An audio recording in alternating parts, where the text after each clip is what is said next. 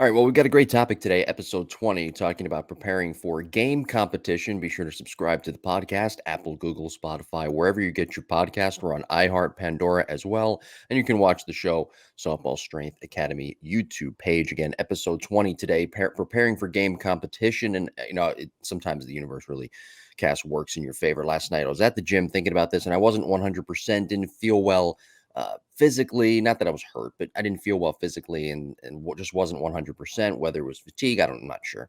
Probably fatigue, but that kind of translated to mentally. Now I have to get into a certain state of preparing for what I need to do lifting in the gym. Anyway, long story short, thinking about it kind of relates in that I was wondering how many athletes go, and this more so because I don't want to really put the professional side in this because they have different coaches and different resources, but talking about high school athletes and collegiate athletes, division 1, 2, and 3, male and female, how many times a year when athletes go into competition, they're not fully prepared because their bodies don't feel good and mentally they're just not feeling right either. And they're not really fully prepared for that game competition. Yeah, you bring up an interesting point.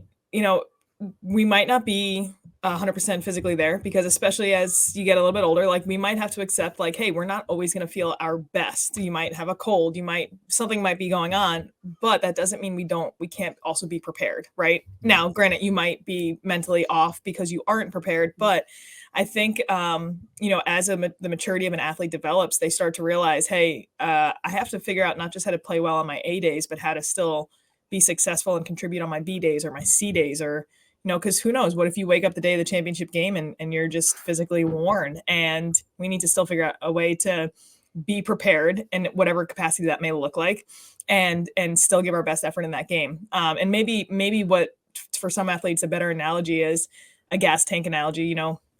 You might not always be full going into the game, but to be mentally prepared or to be overall prepared is to say, okay, can I still give what's in my tank, or am I going to be too preoccupied by the quarter tank that's missing to miss out on actually contributing to my team today? Yeah, it's amazing too that you can speak better to this when you're not feeling well physically, you're just not all there physically, tired, fatigue, whatever, how it does sometimes translate mentally. And you have to be how mentally strong you have to be able to perform at your highest level and gut out that performance.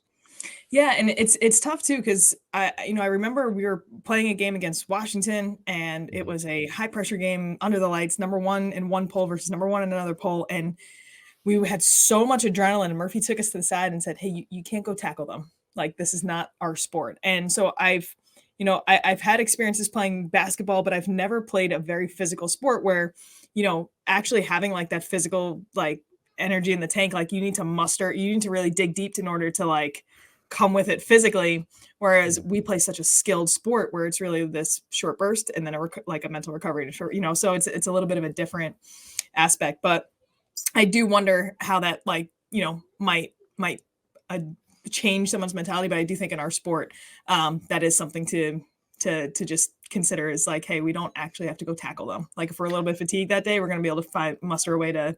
We need to be successful in 3 at bats or 4 at bats.